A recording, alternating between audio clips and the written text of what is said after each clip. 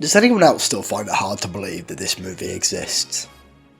I mean, there's been rumblings of another Mario movie attempt for years, but if you told me back in 2019, when I was sitting down watching Arlo and beating this video, that I'd be watching a whole-ass Mario movie on the big screen in just a few years, I would have been shocked, to say the least. Then the casting announcement in the beloved Nintendo Direct, and I just remember the next morning my YouTube recommended being filled with reaction videos to it. My take was, some of them were good. Chris Pratt, I wasn't exactly hyped about, but I was optimistic for the film.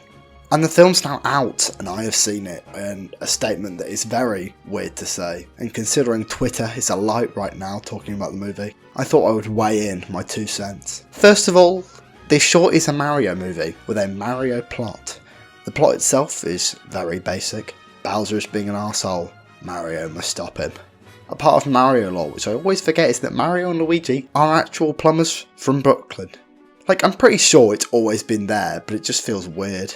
But this film makes it seem at least somewhat sensical. Anyway, Mario ends up in the Mushroom Kingdom, and he meets Peach, Toad, etc, etc. In terms of a Mario origin story, this fits that pretty well. My first major criticism of the film was its pacing. I was at first happy to hear this movie was only 90 minutes long. Better that than filling out the runtime and nothingness. But unfortunately, this movie really feels like it needs a little bit more time just to slow down. The second Mario gets to the Mushroom Kingdom, which happens very early on in the film, it just never really takes its foot off the pedal.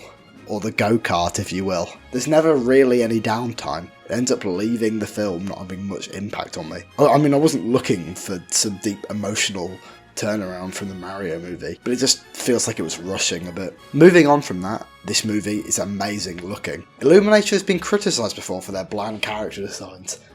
And yeah, a lot of Brooklyn residents do look very average, but everyone in the Mushroom Kingdom looks great, probably thanks to the years Nintendo has spent finalising these designs. Mario still looks slightly off, however. I'm not sure why. His face just feels odd to me, yet this is probably just from staring at it in many games. In terms of the world, it's animated beautifully, everything looks great. It looks like they whacked a Mario game into Unreal Engine and switched on 4K ray tracing. Not a massive ask from a billion-dollar company, but it's a win where I can get it. Now, the thing that has 30-year-olds everywhere getting up in anger, the voice acting.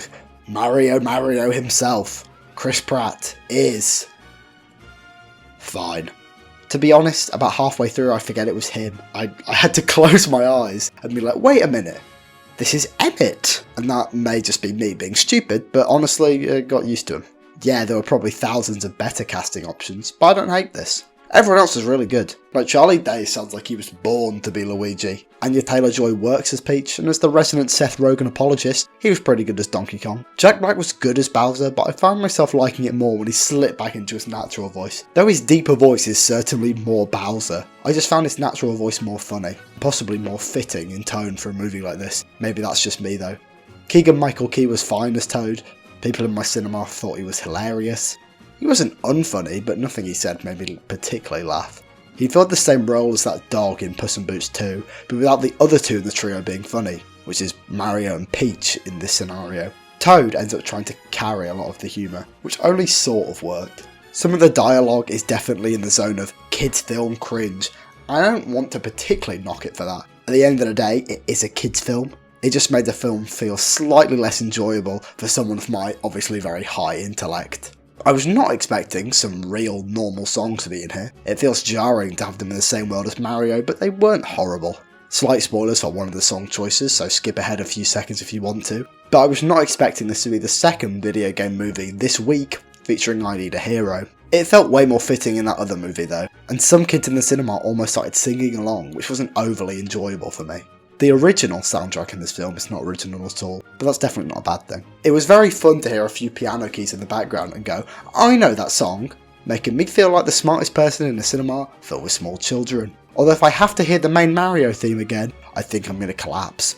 I assume this is how Oasis fans feel about Wonderwall. I'm sure this film was filled to the brim with Easter eggs and references, but I'm not really interested in that. I noticed a few, once again making me feel very smart, but that's not the point of this video. The point is, was this film good? And the answer is, I have no idea. Like, was it Illumination's best movie? Yes. It's not exactly a high bar to cross though. I enjoyed my time with it, but I've loved Mario ever since I came last in Mario Kart Wii when I was 4. I'm certainly going to be biased towards any piece of Luigi related media, but if you're a Mario fan, or you're like 6, you'll definitely derive at least some enjoyment from this. But from the perspective of a complete casual, it may rub you the wrong way, but that's for you to figure out. Go watch it yourself.